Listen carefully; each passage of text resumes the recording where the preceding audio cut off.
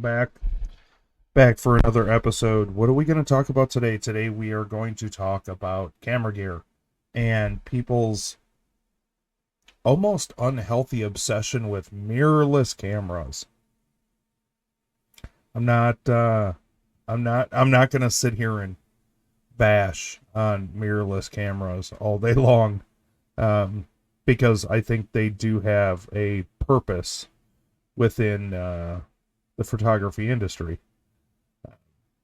So, what I've noticed over the last few years now, if you will, obviously there has been a huge spike in people switching over to mirrorless, people investing in mirrorless cameras,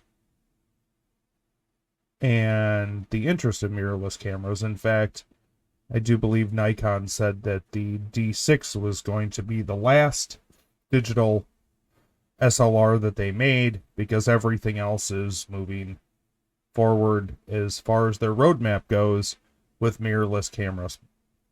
So why do you buy mirrorless? Well, there's a few reasons. I mean, I've talked to some other photographers in the motorsports industry, and they love the mirrorless stuff. I've held a couple of them, and I wasn't a huge fan, given, I guess, everything has got a period of adjustment, if you will. But that brings me to the question that I get a lot is, what do I photograph with if I'm not, and why haven't I made a switch to mirrorless? Well, one, mirrorless is expensive, just like everything else. But here's the deal. You can go to numerous sites and buy high quality used digital SLR stuff, whether it's bodies, lenses, accessories, whatever it is. You can get those for really, really deep discounts.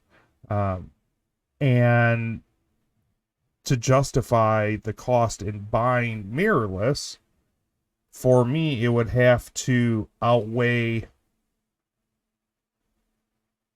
the cost of being able to buy 3 times as much DSLR gear, and it would have to dramatically improve on what I'm already doing.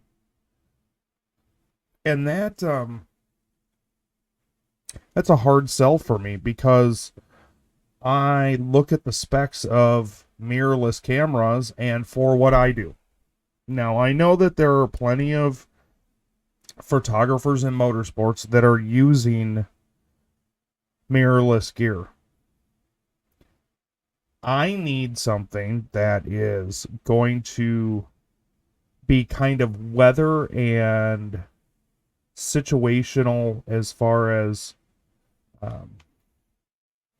the conditions that I'm in. I need it to be able to handle those things, whether it's dust or, glue, rain. There's so many different aspects in the motorsports community, whether you're shooting off-road trucks, drag racing, circle track stuff. This is, given F1 does run in the rain, but point being that I can't justify the cost and then go, well, I really don't see a difference in image quality.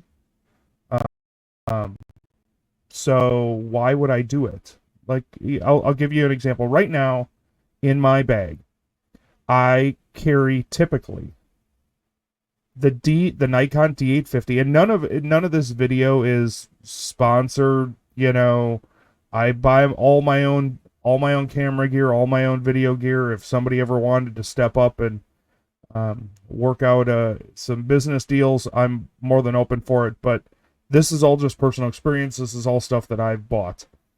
Right now I'm recording this on a Nikon D850 with a Nikon 24-70 that's probably, I want to say 10, 11 years old. I also carry around which every photographer should have. The No matter whether you're shooting Nikon, Sony, Canon, doesn't matter. A 24, or I'm sorry, a 70 to 200 2.8. That's always, always, always in my bag.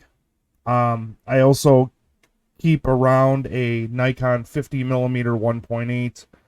I carry around one or two old Nikon D3S camera bodies and batteries, a hot shoe flash, some filters, things like that. And I can go on a site like my favorite site to spend entirely too much time on right now is MPB, Michael Paul Bradley, mpb.com. They buy, sell, and trade used photo and video gear, and the prices are they're ridiculously good, and they photograph all of their equipment. So I have to sit here and say to myself, like a brand new Nikon Z9, I believe is like $5,500.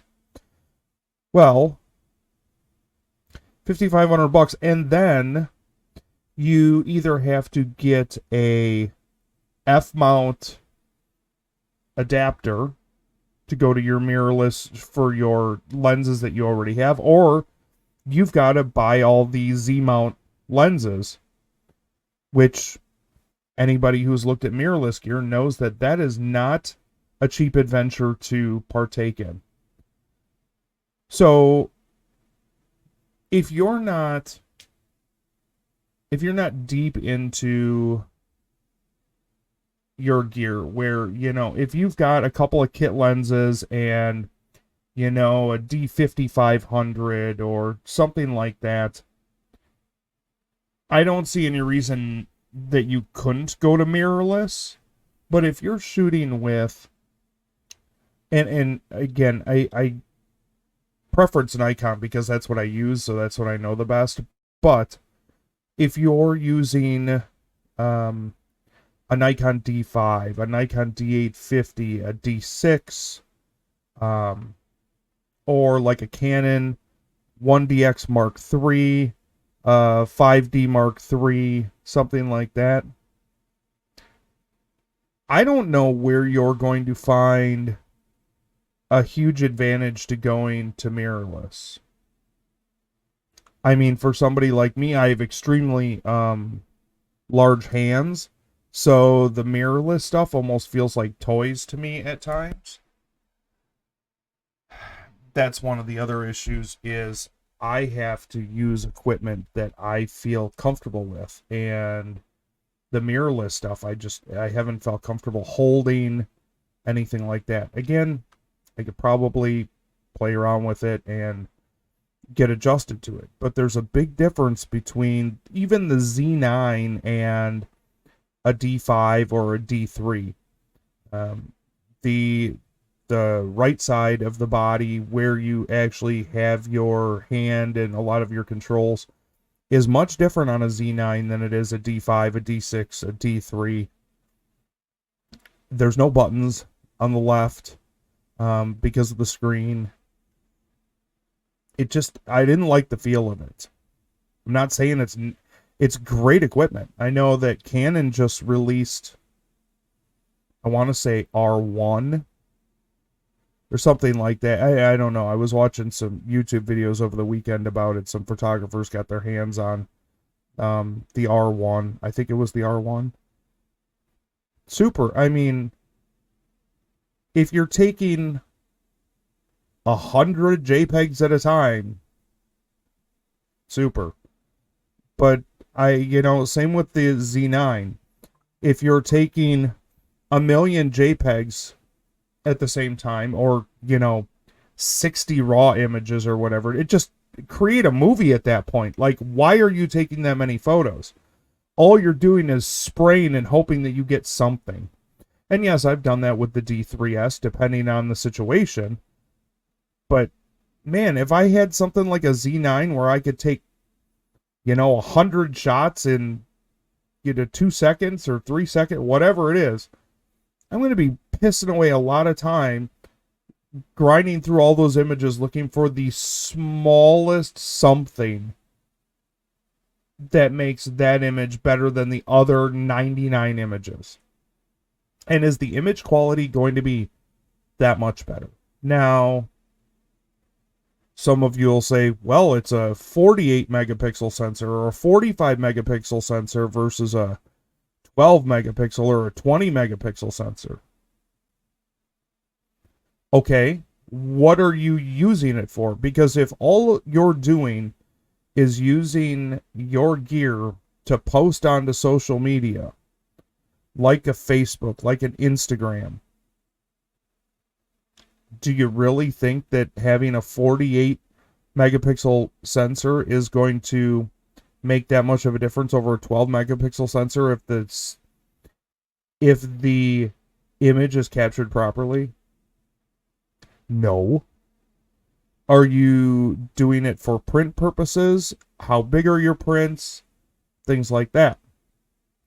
Are you doing product photography? I mean, listen, everyone's going to go, well, a bigger sensor is always better. I can tell you for fact that that is not 100% true, because my D850, which I think I've had for about 4 years now, I got it right after I graduated with my master's degree. And I'm like, oh, this is awesome. Don't get me wrong, I love my D850. I primarily shoot with my D850. But at night, a lot of the time, you will see me photographing with a D3S. That technology came out in 2009. That's right, 15 years ago. So why is that? A 48 megapixel sensor, the pixels are so dense that to me, it does not perform as well at high ISO, which means for me, 8,000, 10,000, 12,800. My D3S outperforms my D850 in those low light scenarios. And now you'll say, well, new technology, Z9 or, the R3 or the R1 or, the A9, A7 IV, whatever Sony. I'm sorry, I don't pay all that much attention to Sony, except for the fact that their DSL, their mirrorless stuff absolutely crushes it when it comes to video. Sorry, Nikon. Sorry, Canon. Not sorry, Nikon. Sony has been killing the video game for a long time. But with that said, if I'm going over 6400, I'm probably going to shoot with my D3S 90% of the time. I think it looks like a cleaner image to me. I can put the same 70 to 200 2.8 lens on it, and it looks better to me. Now, with that said, I look at the native ISO on things, and let's take, say, a D5, which I want to say the native ISO on the D5 is, hold on, I'm actually going to look it up for a second. I don't even remember now. I know that, yeah, I don't care about the movie part of it, but I'm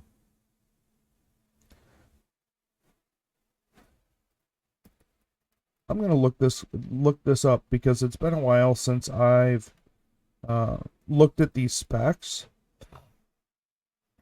But I can also tell you that, and given I'm looking at a D5 because I can go on MPB and get a used D5, which just a few years ago was an absolute king of DSLR, a D5 with a shutter count of less than 23,000 for less than $2,300. That is less than half of what you are going to pay for something like a Z9. And when I look at, I'm pulling up the specs right now.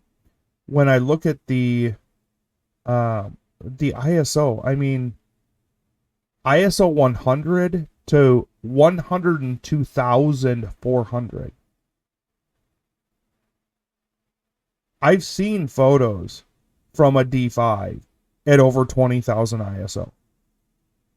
And they look good. They look damn good. Now, again, you're only going to get 12 frames a second, and I think it's a 20 meg sensor. Yeah, it's almost a 21 meg sensor, whereas the Z9 is a much larger sensor. I believe the Z9 is a 45 megapixel sensor. But here's the deal. And yes, you can shoot you can shoot an ungodly amount of photos with the Z9. That's what it was designed for. It's a 45, it's almost a 46 meg sensor on the Z9. So yeah, you're going to be able to crop in a little bit more. But I will argue that I have done on the D850 just because I can. So it's almost a 46 meg sensor. So you're going to get large files. Let's see what the native ISO 64 to 25,600. The highest standard ISO sensitivity is 25,600. The expanded ISO is 102,400. And anybody who has played with cameras long enough knows that the higher you go up in ISO, the quote unquote noisier it gets. And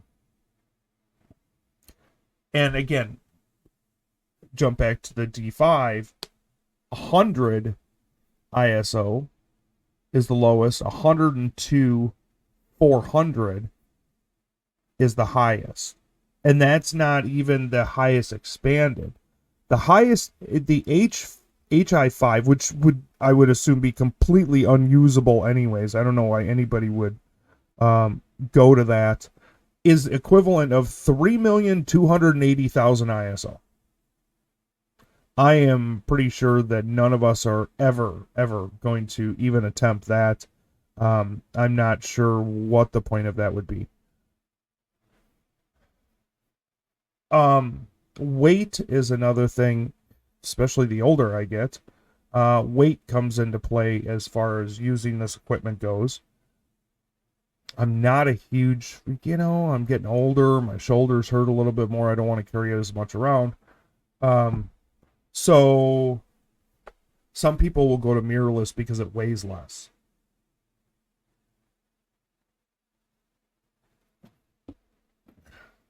Weight is a situational thing. And it also depends on what kind of bag you're using. If you use better bags, you will not notice the weight nearly as much. I have a few different bags. I have a hard case from Pelican. I've got a roller case from Think Tank. And I think my backpack right now... Yep, my backpack that I'm currently using, because I got a really good deal on it, is a Low Pro. And I've been super happy with it. That's kind of like my carry-on, my small carry-on bag. I can still fit two bodies, a 70 to 200, a 24 to 70, multiple batteries, hot shoe lens, filters, my 51.8. I can fit all that in there. The only thing I cannot fit my 200 to 500 5.6 in there. I have another like small pouch that I just attach to the side of the bag if I need to take my 200 to 500 with me. But again, weight, like listen, if I've got a mirrorless system, I'm still going to put as much shit as I'm currently using. So the weight to me is kind of a null argument. The image quality on mirrorless seems to be nice, but you've really got to sit down and figure out what your goal is as a photographer. If your goal is to make video stuff, by all means go mirrorless. If you're going to be doing a lot of video stuff with your camera, I would definitely say go mirrorless. I don't care if it's Nikon, Canon, Sony. From what I've seen, Sony still seems to really crush it as far as the video stuff goes. So, yeah, don't be afraid, to go mirrorless if your objective is to create more video content than still photos. If all you're doing is still photos and you're not concerned about video at all, I don't see any reason to go mirrorless. Unless it's a business decision, just because you need to spend money from the business and the tax write-offs, whatever it may be. Other than that, I really don't see any reason to go mirrorless, in my opinion. Now, for some context, I have been a full-time photographer for a decade. I was doing it for about 5 years part-time before that, so I am not new to the photography world. And let's not forget, not only, this is a big thing that people ignore entirely too much. When you go to a new system, let's say a Z9, I told you guys, like the D5 will do, 12 shots a second, right? 12 shots a second in RAW.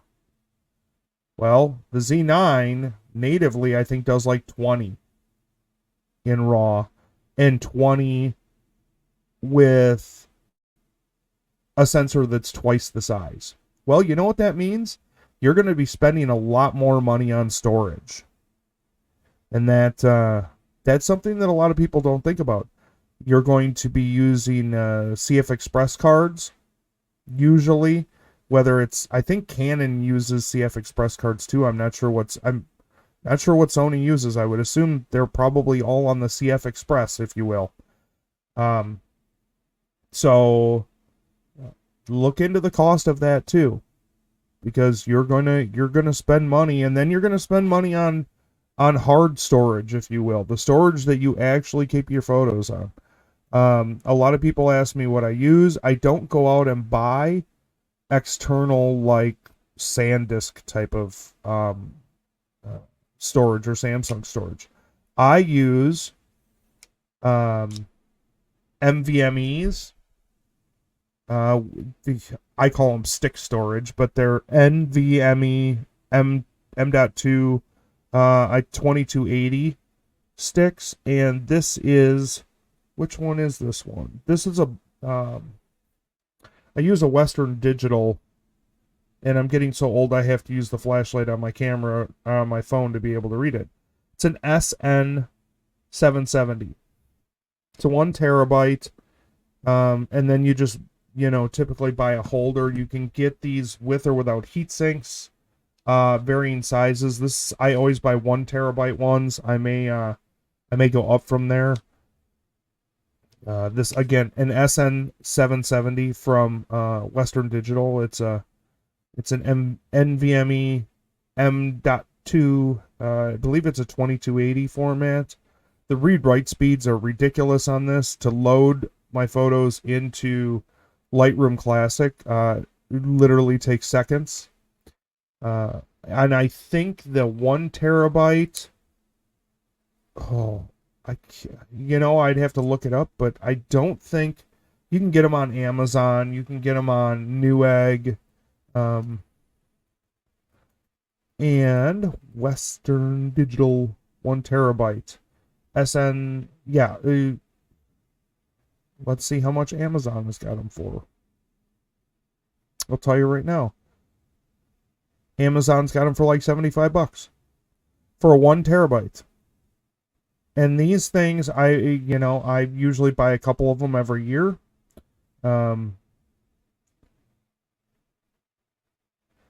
Newegg, yep, same price, $75. You can get a 2 terabyte for $130.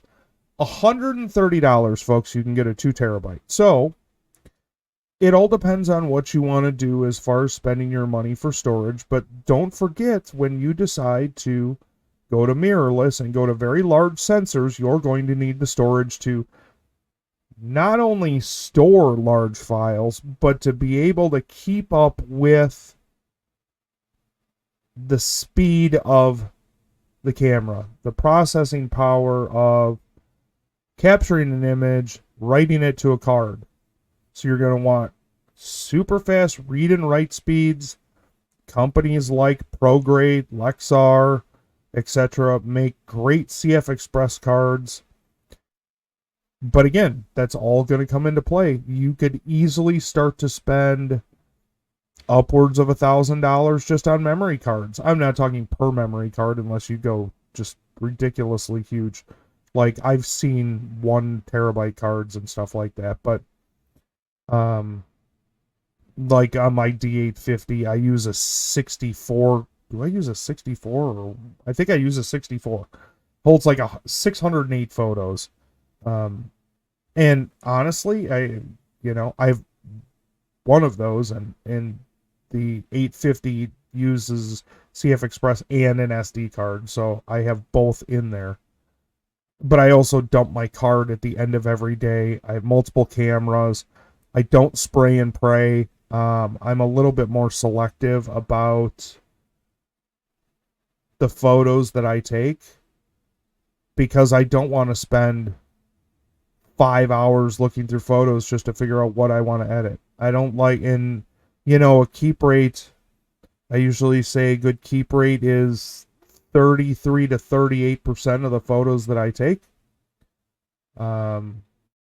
So essentially a third of the photos that I take are what I'm going to keep. So if I shoot 1,200 photos, I'm usually somewhere at 350, 400 photos. And that's what online galleries end up becoming, and also what is available for purchase.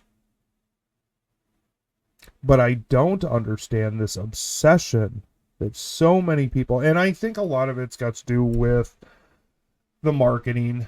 The big three, Canon, Nikon, Sony, have done a really good job at marketing their products, and creating a lot of hype around their products. And then you've got YouTube influencers and so many other people that get on here and push these products.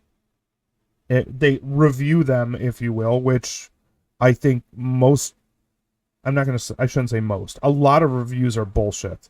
A lot of reviews are,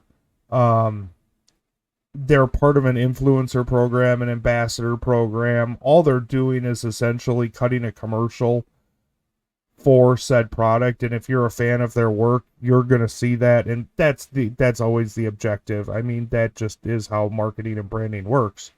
So kudos to them for being able to sell said products. I will tell you, I have shot Nikon my entire career, will continue to shoot with Nikon. If Nikon sent me a camera that I thought was shitty, I would tell you that it was shitty, because I am not going to sugarcoat it for the purposes of getting you to buy something, because I think in the photography world, that's absolutely asinine. I have told people for years, I'm not a fan of mirrorless cameras. I'm going to hold out as long as I can. I don't know how long that will be. Then again, I did just find out recently, within the last year and a half, that we couldn't get any parts for D3S bodies anymore. Well, no shit. I mean, they started coming out in 2009, And we've gone through what? The D4, the D4S, the D5, the D6. I mean, we've gone through, and then add the mirrorless into that too. So we've gotten through plenty of iterations of the D series. And now all of a sudden, 15 years later, you can't get parts for them. Well, guess what? I can still find really good quality used ones with low shutter counts online, or I can find parts ones online. And as long as either you or a service place near you can address the concerns that you have, and you have the parts for it, super. Like, my plan is to buy up D5s and D850s and maybe even some D6s when the price on the D6 comes down. And because I also like the native lens array that Nikon, Canon, the non-mirrorless, whether it's an EF mount or with Nikon, the F mount, there's so many options for lenses, and everyone will be like, well, you could just put an adapter on. You can, and everybody that I've talked to that's put an adapter on a Z9, a Z8, a Z7, etc., does not focus as fast, does not focus as quickly. Well, guess what? When you're shooting motorsports, quick focus is kind of paramount to what you're doing. And then people are like, well, go out and just buy mirrorless glass. Okay, well, yeah, you're right. How much is let's just say a 24-70 Z mount 2.8, $2,500. Nikon's is $2,500. I'm sorry, $2,400. Something looks like Nikon 23, 24, $2,500, something like that, right? Okay, but I can go buy a really, really beautiful 24-70 F mount lens for I've less than half of that, and then I can get a 70-200 really, really beautiful for, again, less than that. So when you're talking about what you want to build up in your arsenal, if you will, of photography gear, the basics have always been, at least in Nikon, the Trinity was 14-24, 24-70, 70-200, and then you move on from there. I plan on getting a 14-24 as soon as possible because I love that lens. I also need a new 24-70 and honestly a new 70-200. But here's the deal. I can buy used a 24-70 and a 70-200 F mount Nikon lenses. I can buy both of those lenses for what it would cost me to buy a new 24-70 mirrorless Z mount lens. So I can buy two Nikon D5s for the price of a Z9, which then means I have a backup camera, or I've got a camera that's got a 24-70 and a 70-200 on it all at the same time. So I can buy two cameras for the price of one. I can buy two lenses for the price of one. So what is the mindset for investing into mirrorless stuff?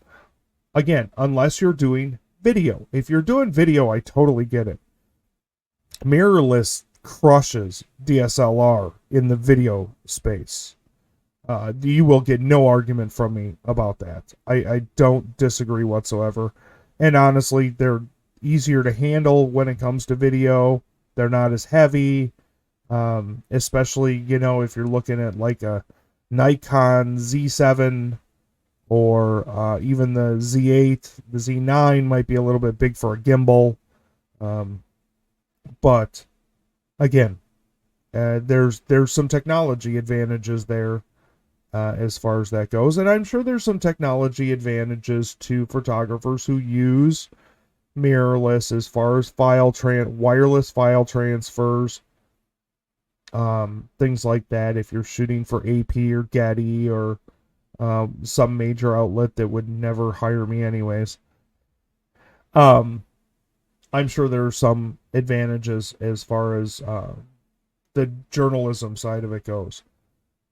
But if you're doing studio work, if you're doing motorsports work for yourself or your own outlet, like even if I hired somebody to do photos at an event, such as, a drag race, I wouldn't expect them to be transferring me files. Honestly, what we typically do is if something amazing happens, you run to your computer, whether, depending on where you have it set up, whether it's your car or media suite or whatever it is, and you just immediately get it edited and get it out. And a lot of that's got to do with the fact that I would say 85% of us all shoot raw files in what we do. We don't shoot JPEGs. We all shoot raw. I know there are some photographers out there that are going to be like, well, that's a big waste of time. Well, it's personal preference, just like shooting a DSLR versus shooting a mirrorless camera. So, the point is, ask yourself what your goals are. The first thing that I always tell people when they ask me, what should I buy? What's your budget? What are you looking to do? If you're looking to create video, I'm going to tell you to look at Sony. Until, and I don't have a ton of experience doing the video stuff. I wish I did. I just don't have the equipment for it. But everything that I've seen, the Sony video stuff is just absolutely killer. It just crushes it. Kudos to Sony. Then again, they've been in the video game for a long time. It's not like they were new to it. It's just a different encapsulated body in which you're using to create the video. So yeah, if they tell me, well, I'm looking at getting into video stuff. Okay, well, look at Sony stuff, look at Canon stuff, look at Nikon if you want. It all also depends on what you're accustomed to using, but then also look at the prices and try to figure out what you're going to do. If you tell me, oh, I'm gonna shoot sports, I'm gonna photograph my kids at their high school football game, or my 7-year-old running around at a basketball game or something like that, I'm not going to tell you to buy mirrorless, because one, the lighting's going to be crap most of the places that you go. What I'm going to tell you to do is, I'm probably going to tell you to buy a DSLR and get a 70 to 200, or even depending on how comfortable you are, a 200 to 500 5.6, or a Canon 100 to 400, I think it is, whatever it is. There's so many options as far as still photography goes, with native Z mount, or I'm sorry, F mount or EF mount for Canon. There's a litany of lenses for different situations. And I just don't see that yet with mirrorless, and I think it's going to be a while before we see it with mirrorless. And honestly, the prices, like, I can go online and buy a beautiful 400 2.8 f-mount lens for Nikon. A 400 2.8 prime used for like $5,000, $5,500, and the thing is mint, comes with a trunk and everything. And I just, when I can buy 2 for 1, and lenses are typically going to last you a long time if you take care of your gear. Even if you beat the crap out of your gear, which I tend to do, it's still going to last you a long time. So why are you going to spend 2 for 1? I don't see it. Unless you've got a bunch of gear that you can sell, and it's going to completely offset the idea of buying mirrorless. Other than that, I don't get it. But again, just my personal opinion. I'm gonna stick with DSLR stuff for now. It's what I'm comfortable with. It's what I can afford, and it does the job. I don't need a $800 hammer for a 50-cent nail. Just saying. I hope that clears up some of the things regarding mirrorless. I get a lot of questions about mirrorless stuff and camera gear in general. Don't get sucked into the idea that you need the newest, latest, and greatest camera gear. You don't. Unless it's going to dramatically change your business model, you don't. And again, if I'm buying 2 lenses for the price of 1, if I'm buying 2 camera bodies for the price of 1, guess what I'm going to do? It just makes more sense to me. And honestly, half the mirrorless stuff I've felt like toys. Like the moment I set it down or drop it, it's going to be like destroyed. Whereas I have put my D3S, my D3, my D850, those things have been out in the rain. They've been in, situations that a lot of cameras would not fare well in. And again, I don't know what the weather sealing and everything is on the Z series for Nikon. I'm assuming it's just as good as the stuff that we had for the D series. But they just don't do it for me. Like I looked at I think it's the Canon R1 or something like that. And it looks like it was put in a 1DX body, stretched out a little bit, big thick grip on the right hand side, ergonomically comfortable. The Z9, on the other hand, they did not do that. When I put a Z9 in my hand, I did not like the way that it felt. Again, I could probably get used to it, but why am I going to spend that much money when I can go out and buy 2 D5s or a D6 and a D5, whatever it may be, for the price of a new Z9? Business-wise, it makes no sense. If I want to do video, I'll get a dedicated video. I'm not creating movies out here, so I don't need to go out and buy every prime lens that Zeiss or anybody else makes, and all this and that. If I was making just video content, I would probably look at doing that. But if I'm going to add some video content, I'm not going to go overboard with it. I'm going to get, maybe a Z7 II or whatever it is, and I'd buy it used and, get 1 or 2 lenses that are specifically Z-mount lenses for video work, and that's it. I'm not going to use it for still photography. That's what I've got all my other gear for. So that's just kind of my take on it. I mean, you could disagree with me all you want. You're not going to change my mind. I mean, if Nikon wants to send me a Z8 and a Z9 to play around with and, get accustomed to, and, I could give you an honest review, not a fanboy review, because you guys know if it sucks, I'm going to tell you it sucks. A lot of other people on the podcast world are just going to tell you what you want to hear. They may slip in a good or a bad here or there. I'm just going to tell you right out, if it sucks, it sucks. Here's the problems with it. Here's what I didn't like about it. Here's what I did like about it. So, all right, that's what I got for you for Mirrorless. Listen, if you like what we're doing over here, we'd love it if you'd hit the subscribe button. We're going to continue to mix it up. Got some interviews coming up with people in the drag racing world.